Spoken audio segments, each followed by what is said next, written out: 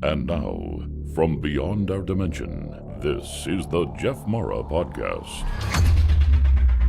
Here's Jeff. My guest is Aldo Privileggi, holistic healer, QHHT hypnotherapist, and visiting practitioner to health resorts and retreats around the world.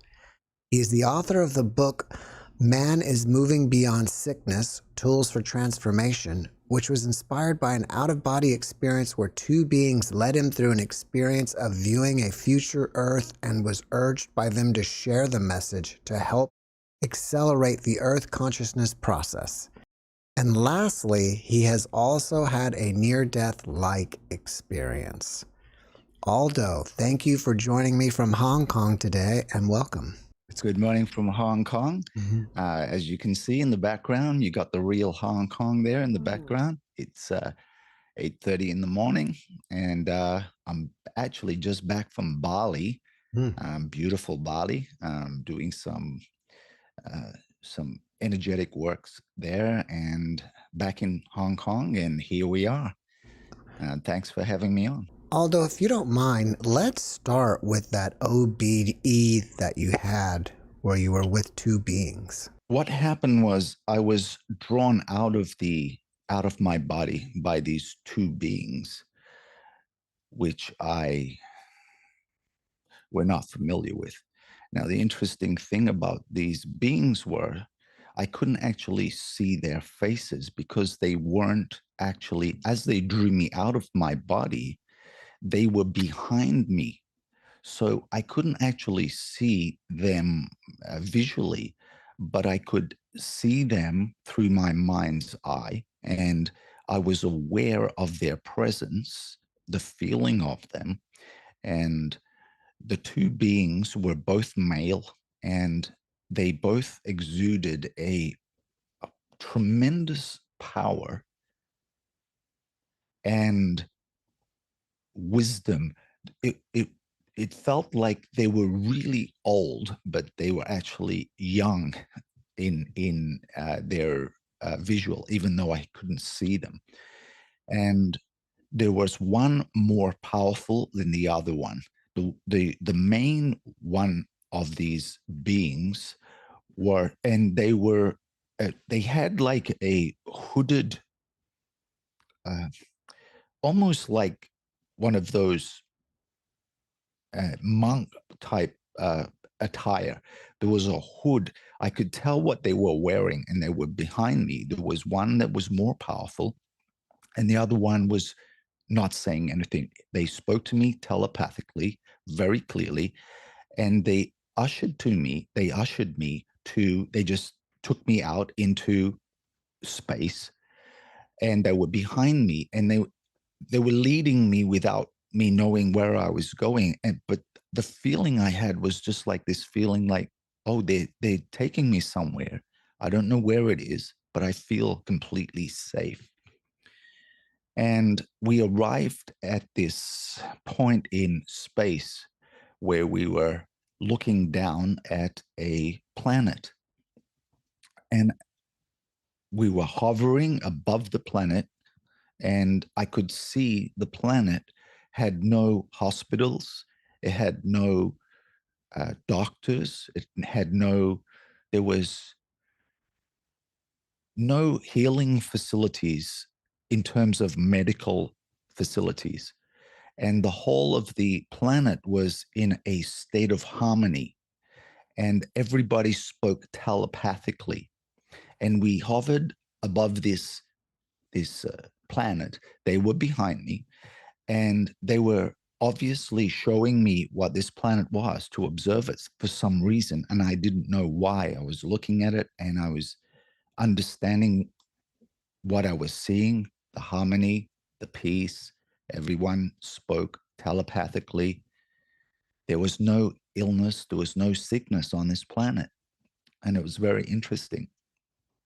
And then the main one of the two beings telepathically spoke to me and said that this is a possibility of the future Earth. Now, I didn't know if I was looking at the Earth in the future or this was another planet that had reached that level of consciousness, and they were showing me this was what was possible. They didn't tell me that. That was information that was left uh, anonymous. However, once I'd received the information, it was interesting because as I gleaned the information of the planet, once I got it and I understood what I was seeing, the being behind me knew that I got it and then said to me, "We'd like you to share this knowledge." So that was the inspiration of my book, Man is Moving Beyond Sickness. And the idea of the concept of the book is to urge people to begin to learn how to heal themselves, and that in the future, where we're heading to, where we're moving to as a collective consciousness, there's not going to be any need for any medical hospital facilities, because we will be our own healers. And the way that occurs is by taking stock of our where we're at, examining where we are, and making the adjustments inside of us and moving in that direction. Now, people need guidance and help with these kind of tools. So my book, although it comes from quite an elevated, inspired place, the book is actually very pragmatic and simple. So the way I wrote the book was really for the layman, for the person that's just coming into this kind of new consciousness and looking for an entry point. So there are techniques for meditation, there are techniques for listening to the inner self-talk, the inner dialogue, because really, Jeff, our life is the quality of our life is directly proportionate to the quality of our inner dialogue, our inner self-talk. So there's a chapter on self-talk. There's a chapter on the conscious and the subconscious mind relationship. And one of the really important discoveries that I made along my journey, especially as a hypnotherapist, is that the subconscious mind plays a really important role in our lives. So once I had received the impression of that planet and I had the data, I was then ushered, guided back to my body with that information. And then when I came back into completely logged back into the body, I knew there was just this like compelling urge that I had to write the book. And I decided to write the book in a way that would be accessible to the, mainstream, because that's what we need to really aim at. To, like they say, if we raise the tide, all of the boats get lifted. So the book is simple, and it's aimed at processing the person as they read it. So as they read through the book, they will get the haha moments and see where they've been hanging on to some old beliefs that are no longer serving them, some conditionings, and so on and so forth. So that was how the book basically came about, Jeff. What were you doing just prior to your OBE? Yeah, good question. I was actually in meditation. So I was in a deep state of meditation, and I drifted off. Sometimes meditators will know this. Sometimes when you're in a deep level of meditation, there can be a stage where you kind of drift off into this hypnagogic state where it's almost like lucid and dreamy. And that was the area that I went into, that lucidity, dreamy kind of hypnagogic state. And that's when they appeared and drew me out. It must have been the appropriate state for me to come out so easily. So there was no prior intention to say I'm going to have an OBE. I was just doing a meditation, and I just allow my meditations to go where they're going, go with the flow of that, and that's where it led to. And they were there, and yeah, there was such what still, and this is quite a few years back now, but what still remains with me is the impression of the reverence that I could feel coming off them. They were very, very wise, and there was such a respect there that I felt. And they treated me with a great deal of respect, and I could feel the love, although that I could feel they were also on a mission. It's like, we love you. However, this is how we also show our love to the collective. Do you feel that the hypnagogic state that you were in is the same state that you put people into when you are practicing hypnotherapy? Not all the time, but that state is available. It depends on each individual person and how long I've been working with them, and how open they are, how relaxed they are, how much conditioning they have.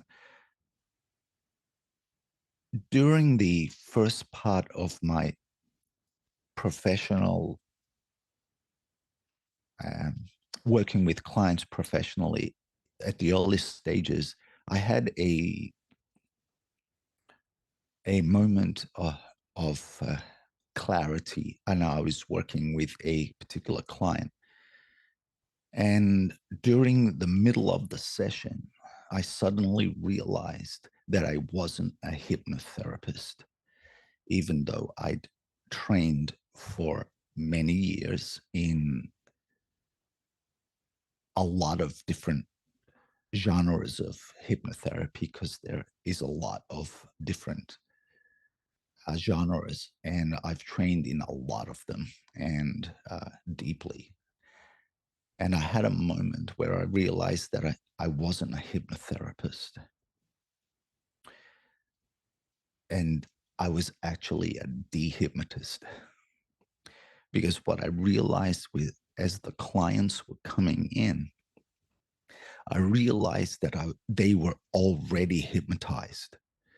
And what I was dealing with was dismantling the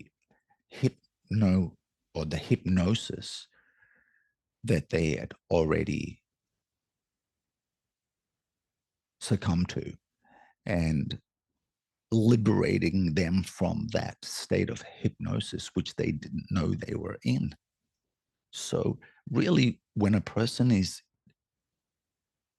in deep hypnosis, they don't know they're in hypnosis. And that's how you know you're in hypnosis. So people who come don't know that they've been hypnotized or they're in a hypnotic state. They're working on their programs that have been installed by them or by other people, and possibly with all good intentions as well. They come and they have some sort of problem or some sort of issue, or they feel stuck, but they don't know why. And I had a moment where I realized, oh, okay, I understand this now. All of my training that I've gone through was to actually learn and understand at the deepest level what hypnosis is, so that I could recognize it and then be able to liberate people by dismantling that. I call it scaffolding because it's like a scaffolding.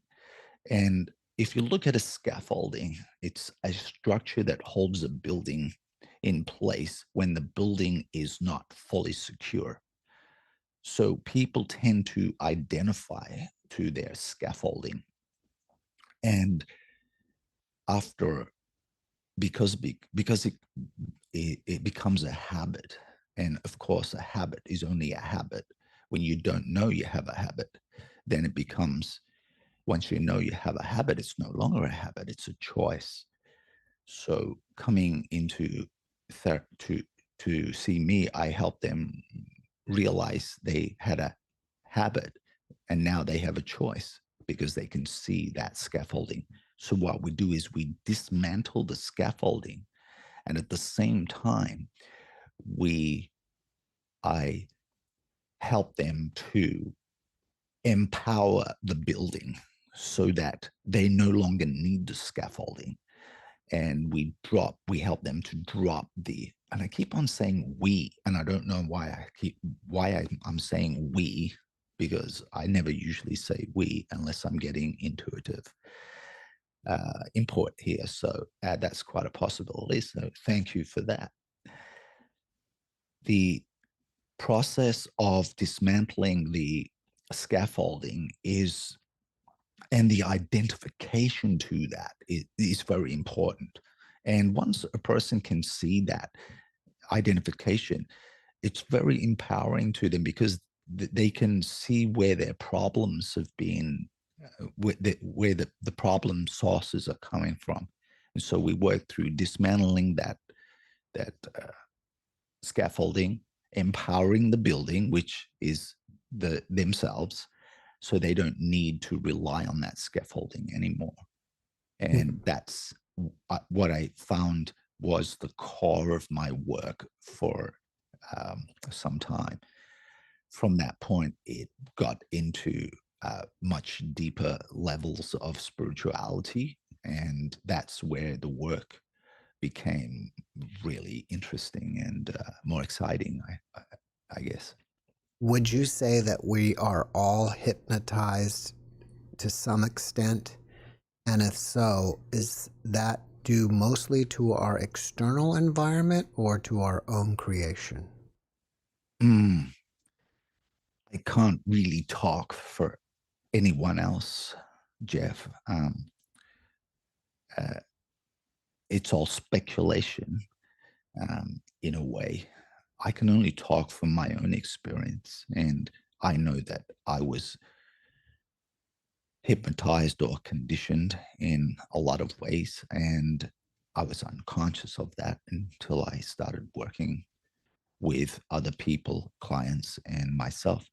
And one of the beautiful things about working with clients is it's always an exchange. Like a person may come in with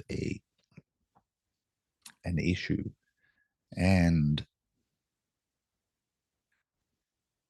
they're also bringing in a gift for the practitioner or the healer to receive as well, because it will reflect something into the practitioner or the therapist or the healer, and it's up to the therapist to recognize that gift. So always an exchange. And I always say to the people that are in the hypnotherapy chair is only the intelligent people are in this chair. And that kind of puts a little smile on their face because they might have a preconceived idea that there's something wrong with them. That's why they're here. And I say, no, if you're in that chair, you're a genius. You're already ahead of the pack. Is there a way for a person to discover for themselves if they're hypnotized? By the way, I don't know if I answered your question completely satisfactory previous to this. But anyway, as the conversation goes on, it might become more clear to us in the long term of this conversation. The answer to that question may reveal itself more clearly. I would say that if you don't feel good, if you're not feeling good, there's a high probability you're working off your programs. And I say that pretty conservatively and respectfully. Most people are working off their programs. And the what I've come to realize is that the programs create a separation, and the separation is from the divine, the creator that we are created by, whatever you would like to see that as, God, uh, whatever floats your boat with that.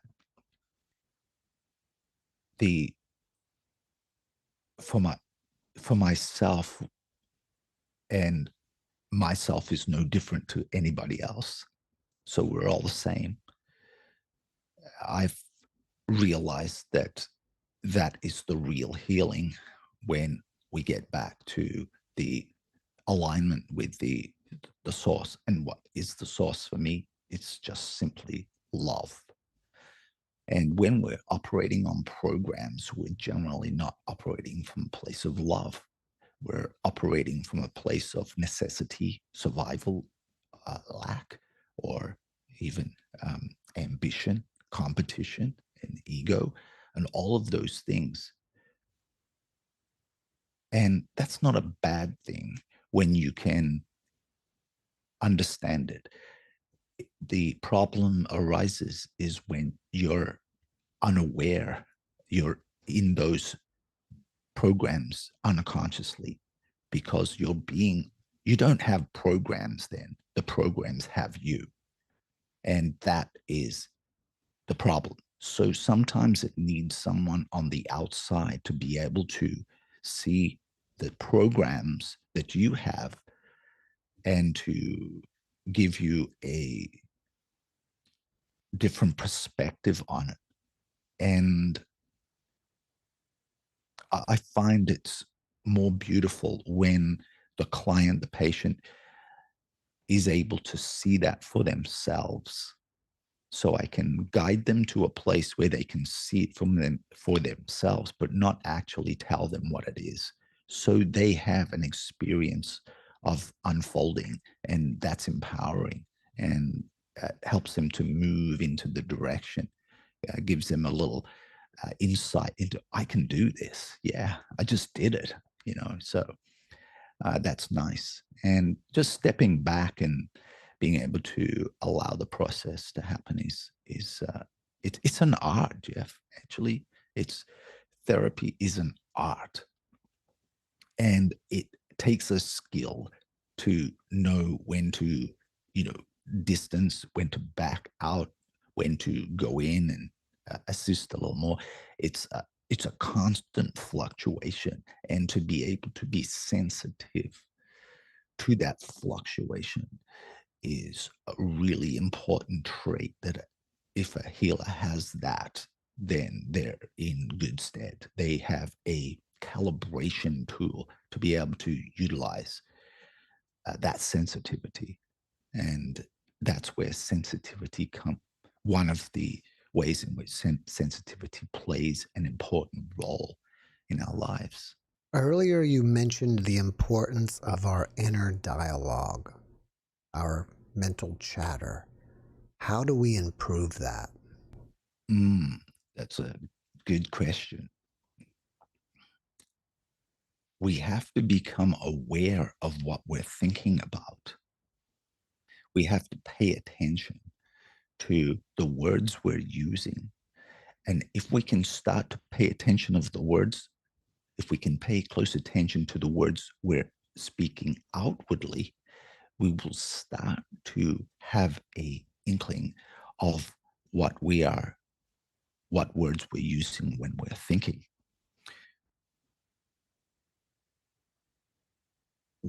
Our words that we're speaking is only a very small proportion of what's going on in our mind. So if we can start to listen to our words, for example, if you You, you should remove all the shoulds out of your life.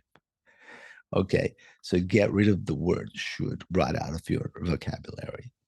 Get rid of the word try and get rid of the word don't, because the subconscious mind doesn't recognize the negative words like don't. For example, I can say to you, don't think of a zebra. So you have to think about a zebra to not think about it. So you've already thought about it twice.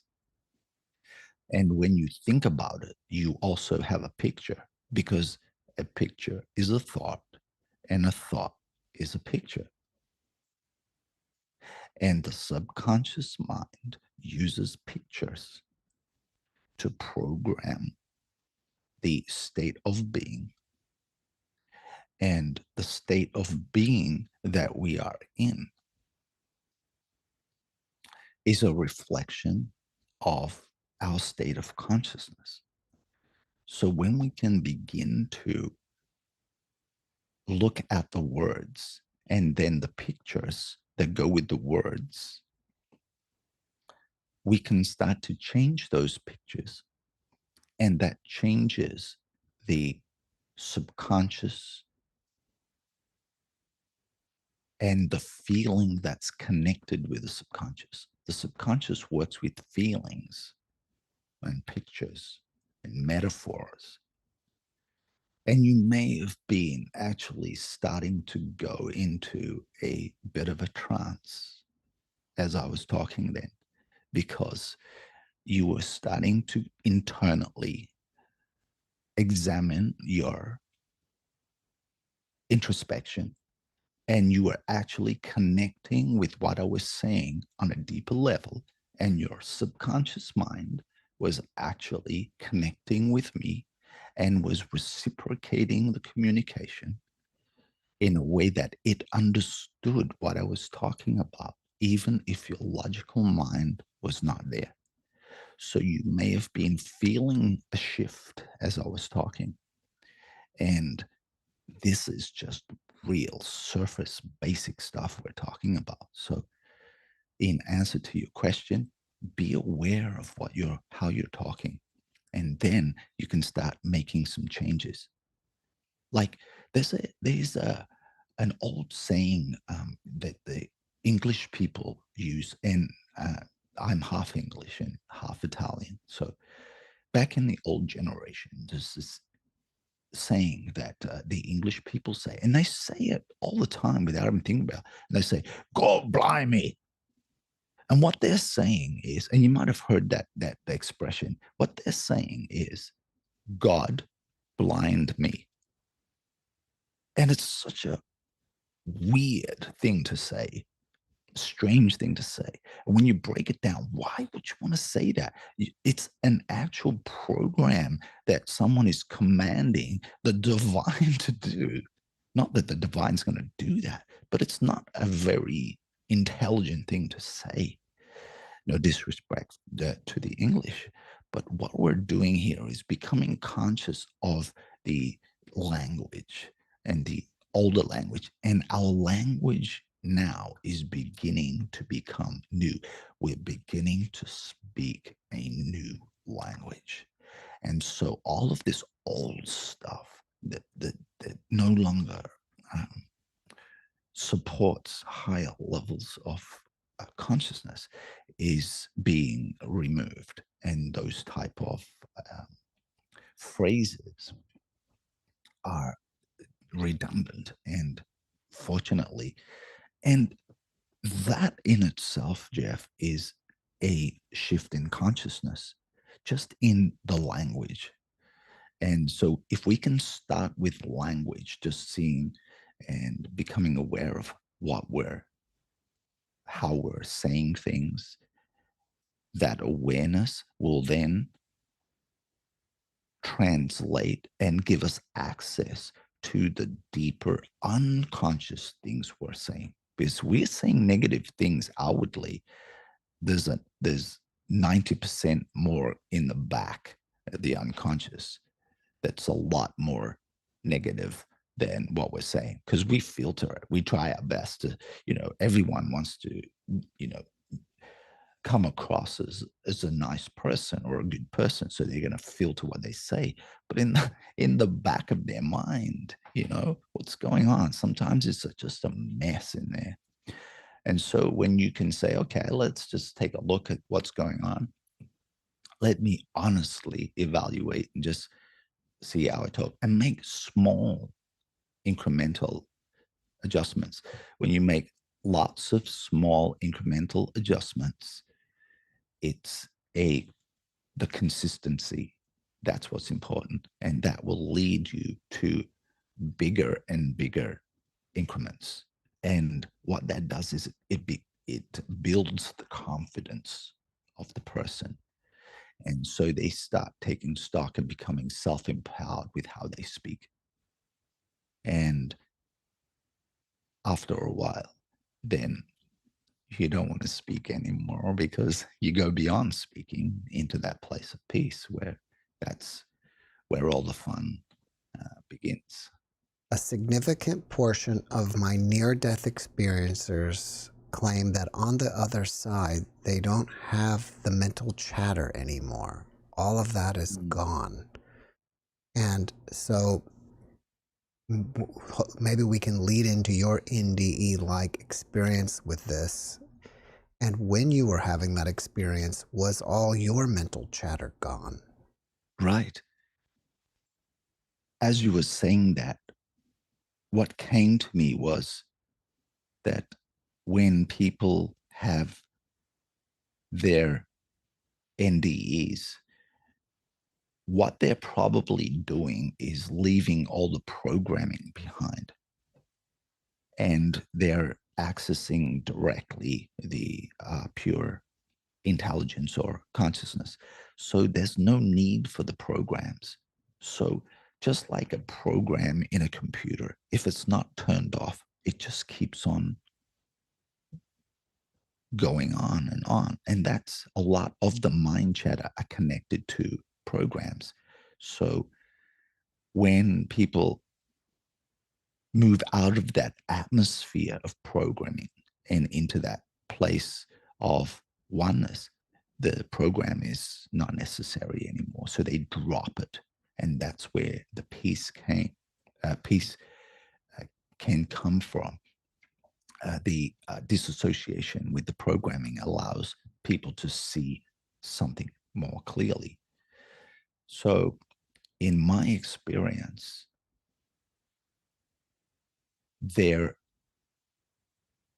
when I actually went into the light, I did have a conversation, and the conversation I remember was, "Oh, I'm home." And there was a feeling of such comfort and expandedness. And the one thing that was intriguing to me and a little perplexing was that I felt like I was two things at the same time. I could feel that I was one with the whole of the light and the consciousness in this place where I just felt so comfortable.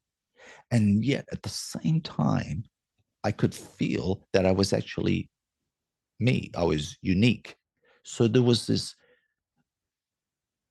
I kind of had a preconceived idea that if I went into the light, or if I was in the oneness, that I would be dissolved into this big oneness.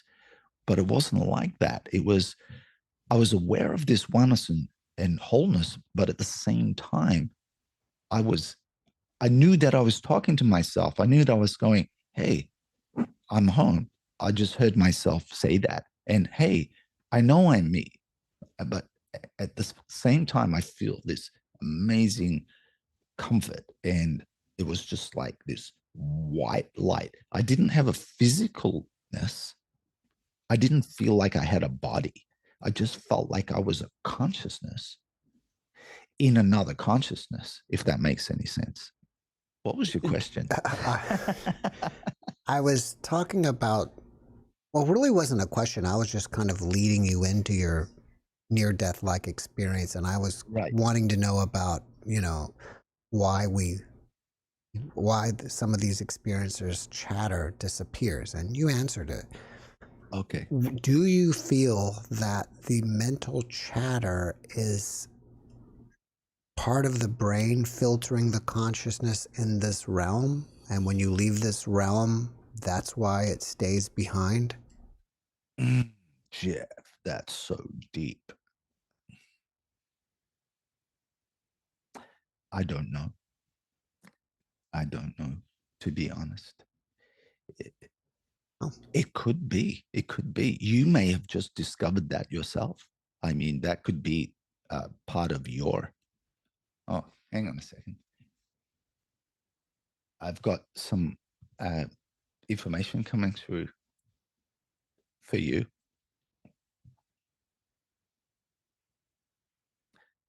I was just informed that that is something that you need to explore for yourself, because that is actually a part of your direction for you to know as a next step to your next evolve state. How can we have an NDE like experience without the trauma? Mm, okay. So I've watched a lot of your podcasts, Jeff, and one of the really impressive or outstanding things that I've noticed about your podcasts are the potency of honesty that your guests have. And I think that's the purity of that is very engaging and real. And that's what keeps me interested in your podcasts, because I can feel that what your guests are saying is a real experience that they're having, and it's beautiful. And to be able to express this very intimate experience on a platform like this is tremendous. And I would suspect that a lot of people who talk about this have not been able to talk to even some of their closest friends about it, because they probably just wouldn't understand. So having this platform to be able to do this is very important. And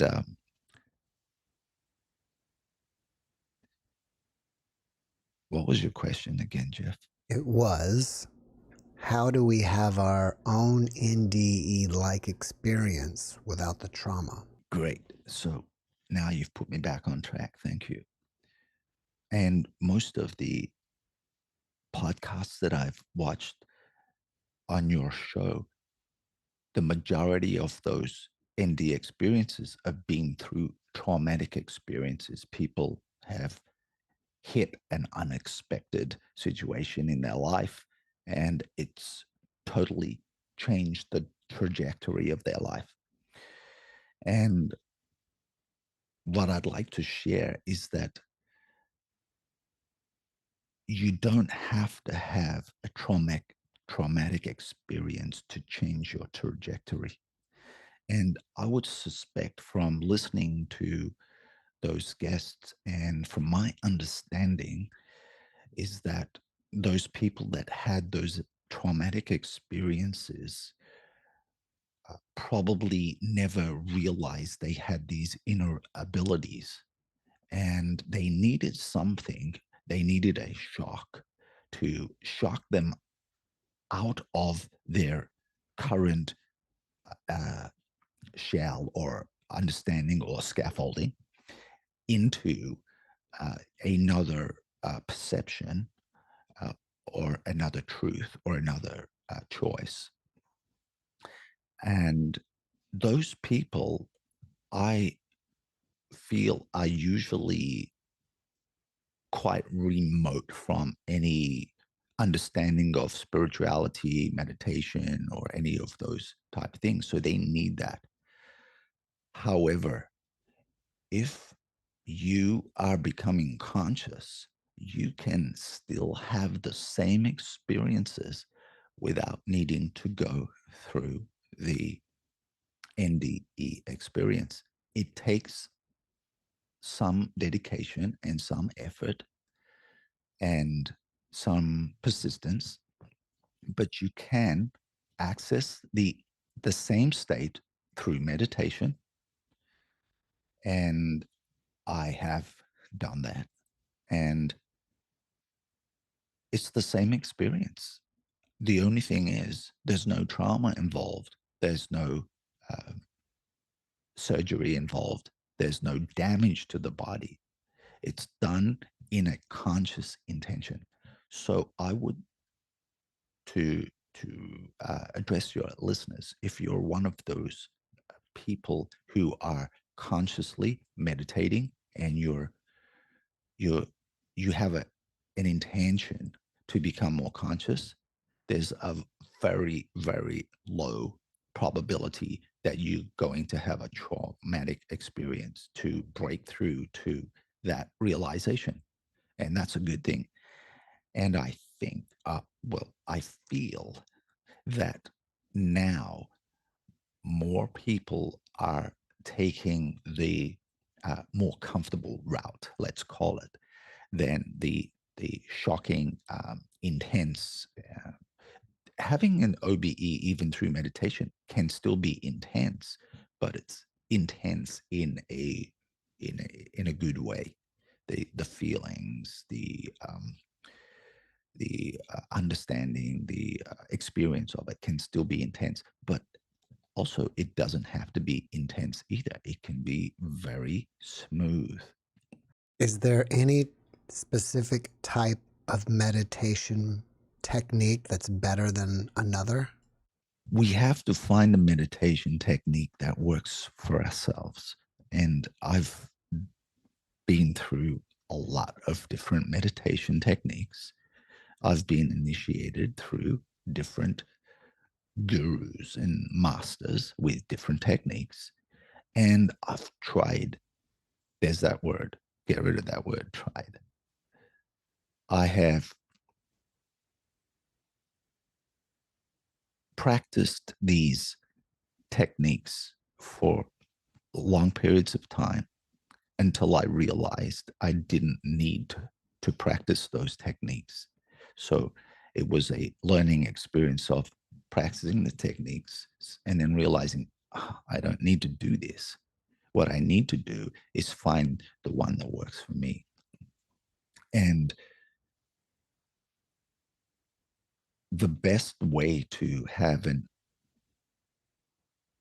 we'll call it a NDE kind of experience through meditation is you need to be able to bring the breathing right down, bring the whole tempo of the respiratory system down, and get to a state where there is barely any breathing. I'm able to get my breath, my heartbeat down to about one beat to every 10 seconds. So that's not bad.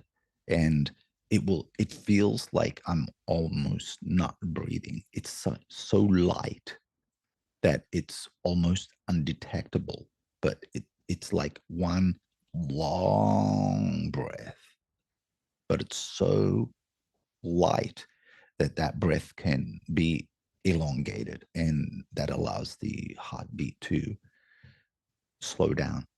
And when the heartbeat slows down, it opens up a gateway to access other levels of uh, consciousness. So any meditation that's going to be able to slow everything down and bring you into a place of deep peace and presence is going to be beneficial. And I don't recommend chasing OBEs. I don't recommend chasing NDEs. Actually, I don't recommend chasing anything. The main importance is to connect with that alignment of the love, the divine within. This is what's important. If you can connect with it here and now in this physical body, then this physical body becomes a vehicle for our love to reach other physical beings on this planet. And by sharing that love from this vehicle, which is what the vehicle is, this vehicle is for. It's a communication device. And how are you using your communication device? Are you using this to create drama, havoc, competition? Or do you have an intention with your vehicle to use it to convey love? And the love is not a conditional love. It's not like, okay, I'm going to love and see what I get back. It's just an oozing of the love. It's just allowing the love to radiate out. And whoever meets with that love understands it. And whoever doesn't meet with that, that's okay. And with that love coming out, there's no judgment on other people. If there's a negative person or an egotistical person or competitive or a drama orientated person, and you're coming from that place of love, you can see where that person is. And that love just wraps around them, and there's no judgment in that. And that person is where they're at, and you're where you're at, and that's okay. However, the people who are in the vicinity of that frequency of love connect with that. And when we connect, that's what it's all about, the connection. And when we have that connection, it lights us up, and it lights up the other person. And then if we could imagine that everyone's lighting up, and then there's a beam of light going from the heart of one person to another that lights them up, and then that goes to and it creates a grid of love, and it's being passed through to all the people, and then that are on that same frequency. Then that frequency has an effect on the other vibrations that are not quite at that frequency. So it has a bleed over effect or an osmosis effect, which helps the other people indirectly. And that's it, the connection. So it's all about love. And these people who are experiencing the NDE experience through trauma, what they're connecting with is the love again. And that love was always there within them. And they probably, they say that I didn't realize I had that within me. But that's the healing. That's the true healing. And that's the importance of the healing of the separation. The separation is what it creates the pain. And the healing is what heals it.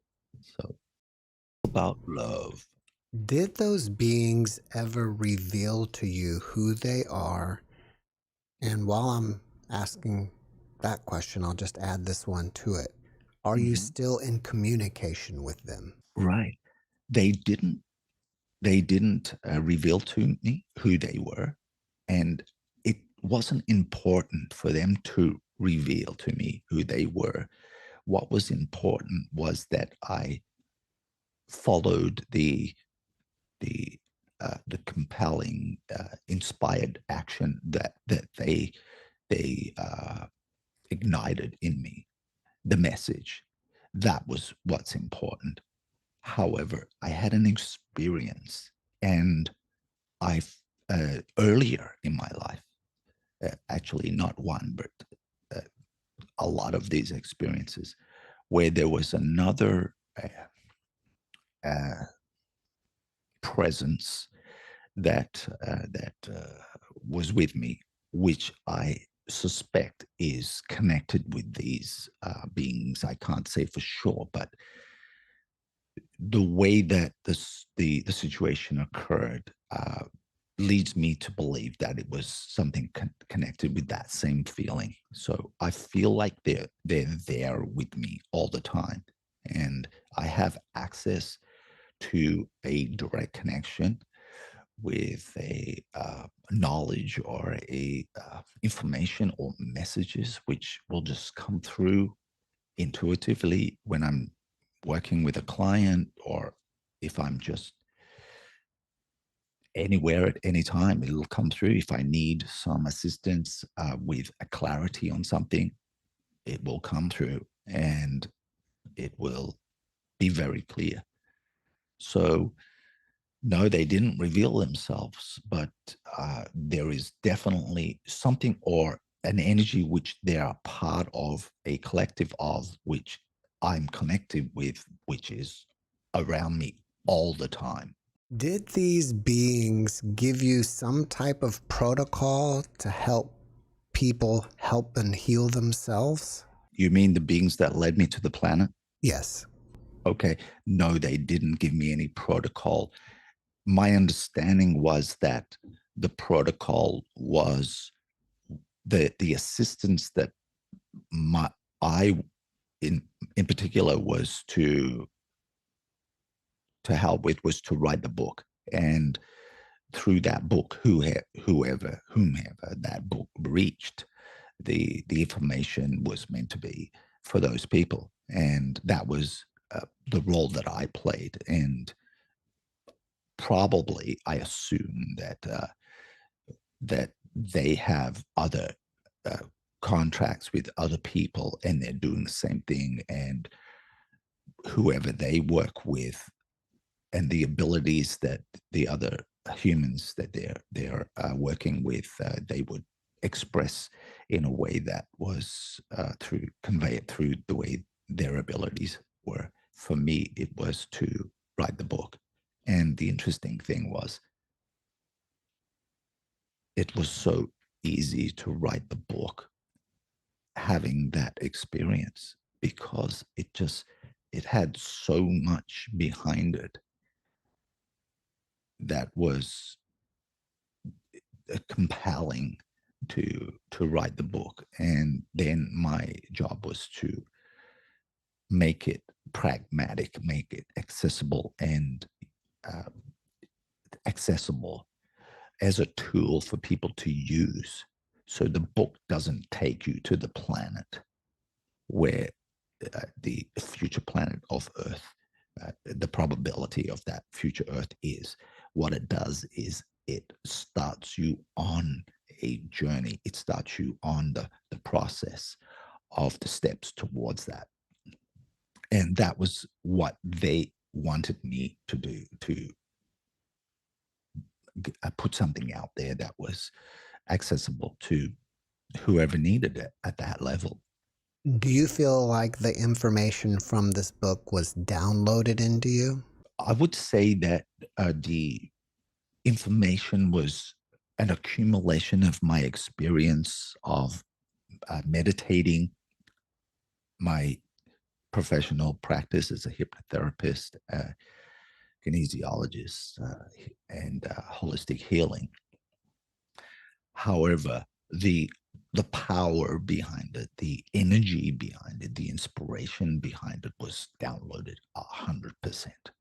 So the engine behind it was downloaded, and they kind of like gave me the option of how I wanted to deliver the information. As long as I delivered the poignant point of there's a probability then this earth can be a harmonious place. And as long as that message was conveyed as the main essence of the book, without necessarily saying that um, directly, that's all they were concerned about. I've done my job then, and that's what I did. So I thought about how to write the book in a way that someone could just pick it up and read, and then start to have the realizations within themselves. Oh, this is the way I've been talking. Oh, now I recognize that, and get those haha moments as they go through the book, and then they can have a process that, and then that will take them to the next level of where they need to be. And that was what I did. Over your years of practicing hypnotherapy, are there patterns that come up through people over and over again? Everything is patterns. In fact, I like to use the word rhythms. The rhythms and patterns are synonymous. And if you look at the word universe, right? Uni means one and verse means rhythm. So one universe, one rhythm. And so when people come in to see me, the patterns are the most outstanding aspect of what I work with. So recognizing the patterns in people, whether they're negative patterns or positive patterns, that's part of the programming as well. See, a program can also be a pattern. And what we want to ascertain is that pattern working for you, or is it limiting you? Is it liberating you? Is it supporting you toward liberation, or is it limiting you? And to clarify that distinction, then we've got something to work with, and then we can go about either removing that pattern, dissolving that pattern, that rhythm, or supporting a rhythm that needs a little bit more momentum and power and recognition and acknowledgement, which is love. Love is acknowledgement as well. So that that's a few ways in which we can use, but patterning is really important, or rhythm is really important, because we run on rhythm, right? Our whole body's running on rhythm. Everything is rhythm. Everything, the cosmos works on rhythm. So rhythm and pattern are they're brothers and sisters. Before I started this podcast, I never expected so many people to reach out to me and thank me because these videos of NDEs bring them hope and peace. Why do you think so many people are suffering out there, especially the ones who have lost a loved one to the other side? Well, nothing is ever lost. And you have to be lost to be found. So changing the perspective by moving out and seeing the larger picture of things is that, in my understanding, the suffering that we go through is usually because we would like it to go a certain way, and it doesn't go that way. And when it doesn't go in the way we would like it to go, we relate that to pain or loss or suffering. But if we can actually step back a little bit and say, well, perhaps there's something that knows something more than what I do.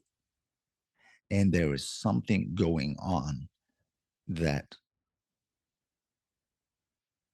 is creating a blessing out of this, what seems to be a loss. There is something of importance behind that to learn from. When we see it from that perspective, everything that we go through is a gift to us, even if it's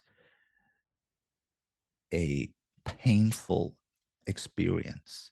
The pain is the way we're perceiving the experience. So if we can start to look from outside of our myopic view of, this should be the way I want it to be, which is the ego will, and move towards a divine will. And when we can understand that we are immortal, where we have, and I have a strong sense of connection to my immortality. And I have had that from a young boy. In fact, I remember when I was about 9 years old, I was on holidays in a place in the UK, and I was never interested in jewelry or any kind of accessories. At that age, usually not. But I remember, and it was really out of character. I went to this market by myself, and I saw this ankh. You know what an ankh is, Jeff? Like one Yes. of those Egyptian. And it was at this marketplace, and I walked past it and I saw it, and I just wanted to buy it. It was really strange, and I pointed to the ankh, and I said, "How much is that?" And I remember he said the amount of money, and I didn't know how much he meant. So I just pulled some coins out of my pocket and gave it to him. And he said, "Well, it's not enough, but you can have it anyway." And, and I had this ankh, and I didn't even know why I bought it. And I kept it with me. And it wasn't till like about 15 years later that I met a lady, and her name was Ankh. And then she had a tattoo of an ankh, and I said, "Oh, I remember that sign." And then she explained to me what it was, and it was interesting because right before I bought the ankh, I was sleeping, and I had an experience of connecting with my immortality. Like I just had this experience, like we just continue to live. We live on. I didn't understand it. I couldn't articulate it, and I didn't understand it for many years later. But it was interesting that at that moment, on that same day, I purchased that ankh, which I didn't know the meaning of at the time, and that was a connection. There was something going on at that time. When you were 7 years old, you had an experience with a reptilian being. Can you tell us about it? Yeah. Okay. So my sister and we shared a bedroom, and we had a bunk bed, one of those double beds, and I was on the top. And one night, I felt uh, like a bite on my heel of my foot, and it was dark, but I had the distinct impression. And at the time, I didn't know about reptilians. I was only 7, never heard. I wasn't into any of this consciousness stuff back then, or at least I didn't know I was. And my impression was it was a crocodile. I remember seeing it was an impression of a snout of a crocodile, but a shortish snout. And I thought that my dad was a bit of a joker, And I thought that my dad had come in and wearing like some sort of a suit, and he bit my ankle on my heel in a kind of a loving way. Just, I don't even know. It was just a weird thing. And I never thought anything about it. And in the morning at breakfast, I said to my dad, hey, why did you bite my heel last night? And why were you wearing the crocodile suit? And he didn't know what I was talking about. He said, what are you talking about? And I just thought, okay, yeah, whatever. He didn't think anything of it. I thought he was just playing around. And it was interesting because a few months later, I developed something. My heel was itching all the time, and I had to go to a chiropodist. And the chiropodist was like chopping off chunks of skin off the bottom of my heel, and I didn't even know why. I just had this itching thing. I had to go and see him for about 6 months on a regular basis, and he was just chopping off this chunks of skin. It wasn't painful, but it was just a weird thing. And I never connected the two until recently. And then when I discovered about reptilians, I suddenly realized it all connected. It all made sense. Then I knew what it was. And I understood that I'd been visited by a reptilian, and but I didn't know. And that, I don't know, maybe there's an implant. I better check my heel out and see if there's an implant. Well, with all the people you have regressed, have you had anybody, having contact with ETs? No, I have not had any regression, even in the QHHT, where people have contacted ETs. But I have had clients that have visited other planetary systems and been on other planets and described where they were, who were, like very corporate headed people. So they were not into any kind of what we're talking about. And yes, so planetary, yes, not alien or reptilian. No, that's interesting. Usually my sessions are more connected when I do past life or in between life sessions. They normally are connected with other people, but not aliens yet. I don't know why. I think that maybe certain therapists have they're more, therapists attract certain people that require that certain level of understanding. And I think there's probably people out there that are really good with the alien part, Jeff, but that's hasn't been my experience. But I definitely know that we're not alone. Why do we keep coming back to the earth over and over? And is there an end point to it? Yeah, right. So I have a couple of different views on that, Jeff. I think that one is that we come back to the earth to learn, to experience different experiences so that it can enrich our soul, and just learn about what the separation is, so that we can have an appreciation of what we really are. And when we move back into that love, to understand that we moved out of that love and we experience what it feels like to be separated.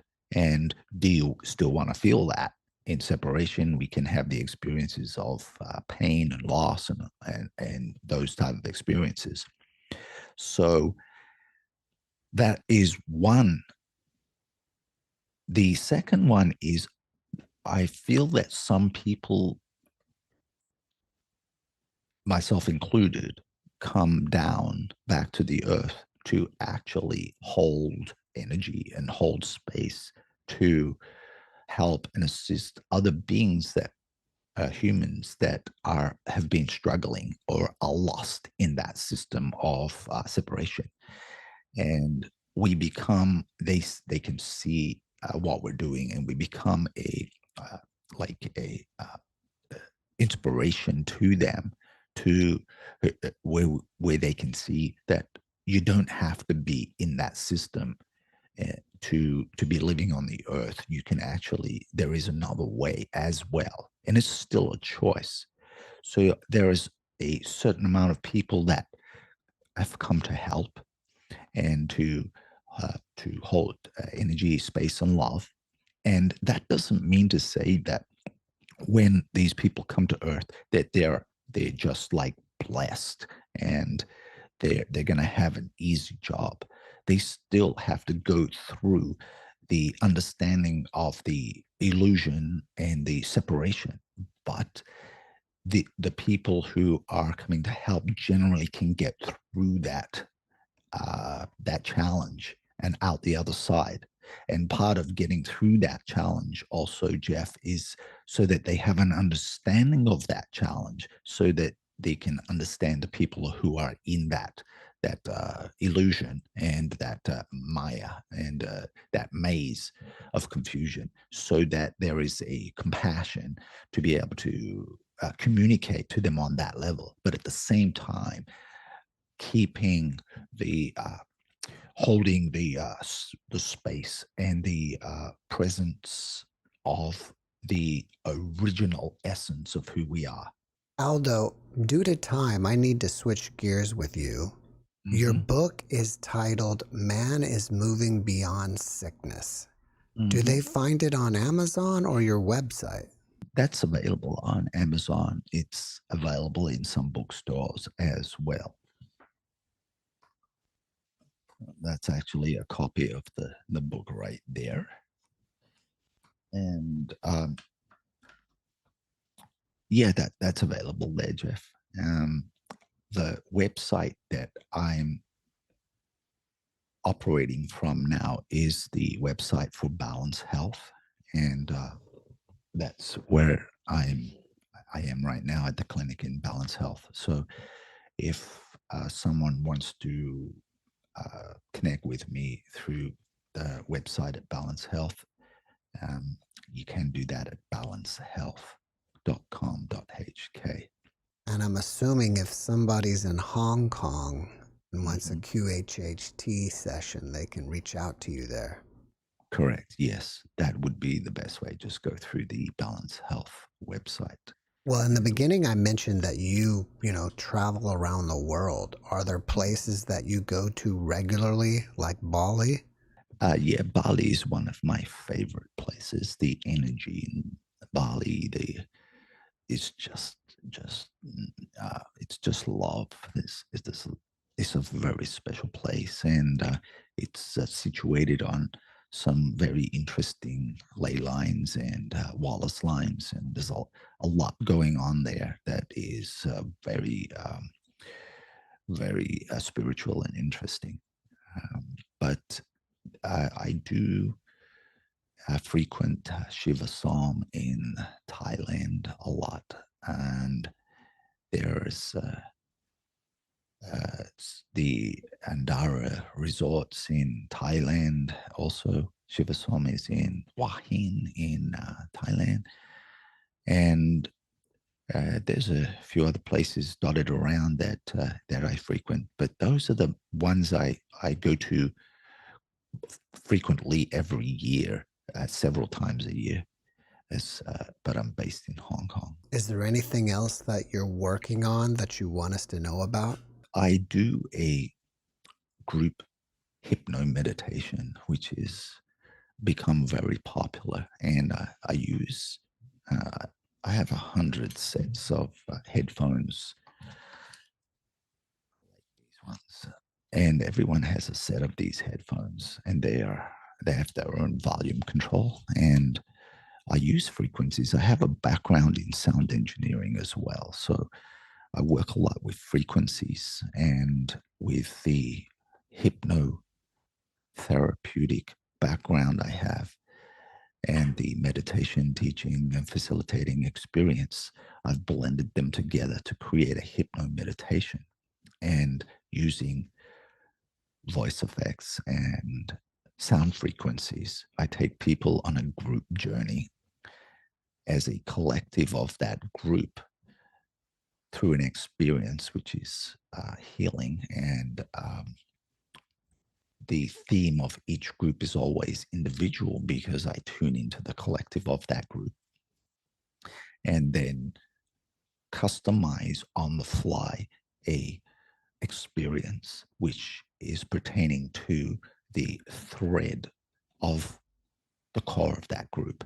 So whenever a group of people come together, there will be a core issue that the whole group is experiencing, even if they're experiencing it in a different way. So I'm able to access that core. And so I address the session to the core.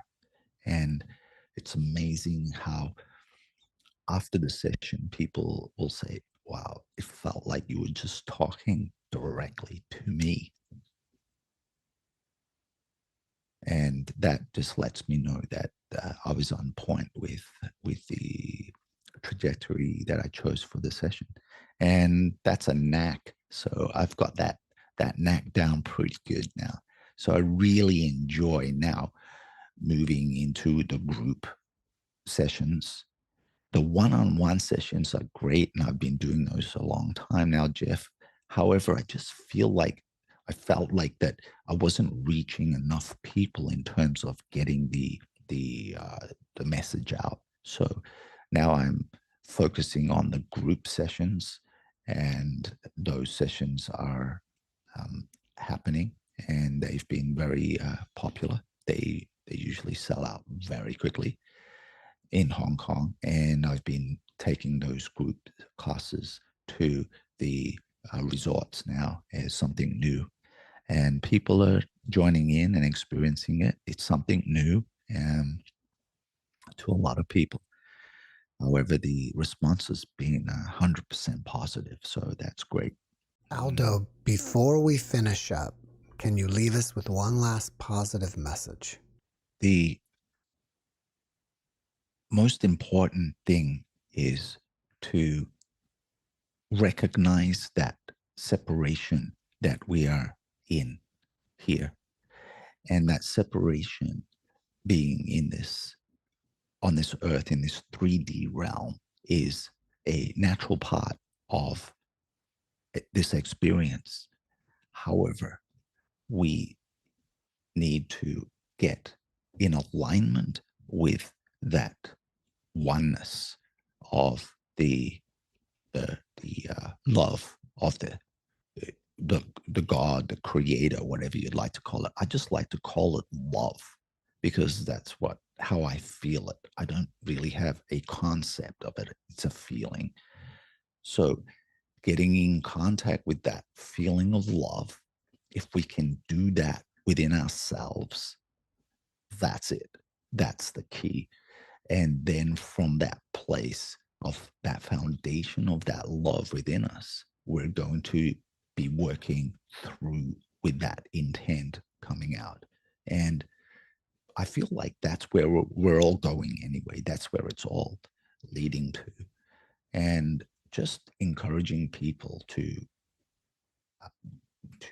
connect with that and to recognize there is a separation, and the separation is obviously the ego, and to be aware of that is very important, and to keep on looking into resources like your platform, because these platforms offer experiences that other people have gone through that allow a viewer to